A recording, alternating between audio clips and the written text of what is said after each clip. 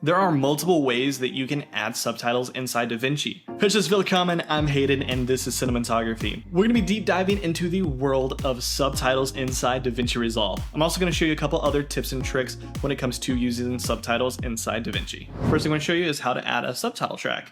And all you do is come over to your timeline and right click, and we're going to add a subtitle track. And boom, now you have a subtitle track. So one reason you may want to have that is if you have an SRT that you need to input. For example, with a lot of the commercial work I use, we use a service like Rev where they spit out all the subtitles for the videos that I work on. So if I need to import those subtitles, all you have to do is have this open and you can drag and drop the SRT in. But you can also export the SRT. So maybe someone's working in Premiere Pro, but you made your subtitles in DaVinci Resolve. All you got to do is just right click on the track and go to export subtitle. And another thing that you can do is if you don't have a subtitle track, you can come over to your effects panel, and over in titles, you can search for sub, and there's subtitle. You can go ahead and drag and drop this right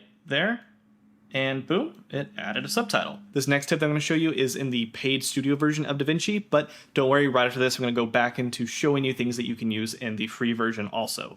The new feature they added to the paid version is automatic subtitles, and you get that by coming over to timeline and create subtitles from audio. And you'll get this pop-up, and you can change the language. I usually just leave it on auto, but if you want to be sure, like you're working with someone with an accent, then I would choose that particular language. So for this, I'm going to use English. I stick with the Netflix actually, but you can use the subtitle default or teletext, but we'll just go with Netflix. And you can set your maximum characters per line if you want double lines, and how many gaps between frames. So how long of a pause between subtitles do you want there to be? I'm just going to leave it at 2 and hit create. If you are using the automatic transcription feature inside DaVinci Resolve Studio, you cannot actually turn that into subtitles. So if you've made changes in the transcription and want to make subtitles out of that, currently that is not a possibility inside DaVinci. I know you can do that inside Premiere Pro. I'm hoping that in a future update, they're actually going to give us that option. The subtitles finished, and as you can see, they did leave a gap about 2 frames in between. It did a pretty decent job. Sometimes you do have some grammar mistakes that you're going to have to fix. Sometimes a little bit of spelling, but roughly about 90% of the time, it does a really, really decent job. Everything I'm going to show you from now on, you can do with the free version of DaVinci. So to make changes to your subtitles, just come over here into your inspector, make sure that's on, and we can make our changes right here. And that makes the changes live, and let's say we just need to adjust things. So I'm going to make sure that I'm broadcast safe, and doing so I'm going to make sure I have my safe markers on. So to do that, I just go over to view, safe area, turn it on, and now I have these guides so I know where I need to have my subtitles. Let's move them over on inspector. Just come over to track. Now you can come over to position and we can move that down.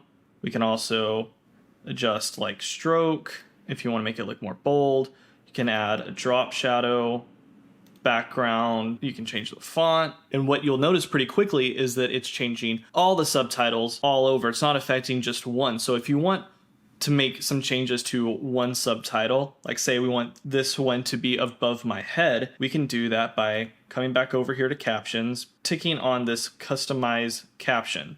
And once that's ticked, now this particular caption, I can change everything in here. So I can move that position up if I have like a lower third or something going on down here. I can change pretty much everything else. So that way I can come over here, everything's down here, and then when we come up to that one, it's popped up and goes right back to that default of the entire track. Another thing that's really cool that you can do is you can save these as presets. So one of the clients that I work with, they have an internal corporate TV program that they do, and they like their subtitles a certain way. So if I'm working on a video for them, I don't have to go in and make all these changes on every single video. I have a preset set up. To get to that subtitle preset, you just come over here to these 3 dots on the subtitle inspector. You'll click Save Track as Preset, and we'll just name it and OK. So now I've reset everything, and I want to apply that preset. I'll just come back over here, click the 3 dots, and then test preset right here. We'll go ahead and hit load, and that will apply that preset. If you're a remote editor or you're someone that's freelancing and you're working with someone that's already using DaVinci Resolve presets with subtitles, you can also import those just by coming to the three dots and just hit import preset and then just find that in your folder. Another thing that's kind of weird inside DaVinci is that you can have multiple subtitle tracks. So I can right click here, add in another subtitle track, and I can move some up, like maybe I want this one up here, but you'll notice that it's grayed out. It's turned off. So I can enable that track, but it disables the bottom track and vice versa. So you can have multiple tracks, but you just can't have them on at the same time. So this can kind of become a nuisance, especially if you're doing something that is has bilingual subtitles. So Spanish on top, English on the bottom. This is another thing inside DaVinci that I wish they'd fix with these subtitles. Now I'm going to show you how you can export the subtitles with your video. To do that, come down to the deliver page right here, then come over to your render settings and scroll down until you see subtitle settings and click that drop down and check export subtitle. And by default, you're going to have it just as a separate file, and you can choose different file from here, kind of like how I showed you earlier. You can do an SRT, you can do it this way as well, or some other file formats.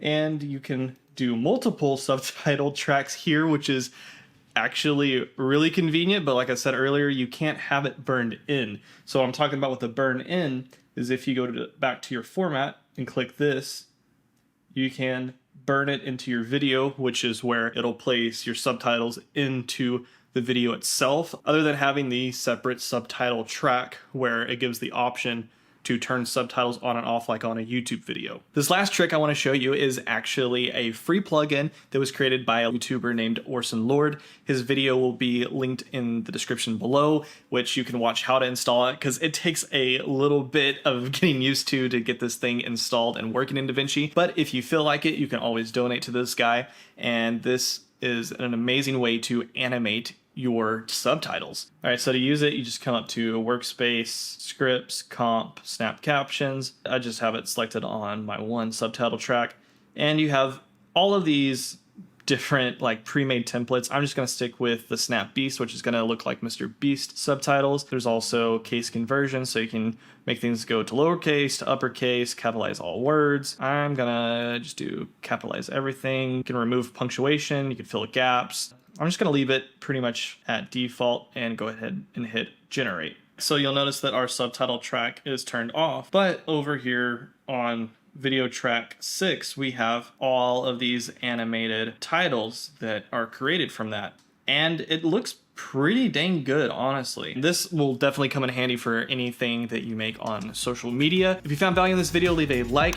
And if you have any suggestions for future DaVinci Resolve videos for me to make, let me know in the comment section. Until next time, auf Wiedersehen.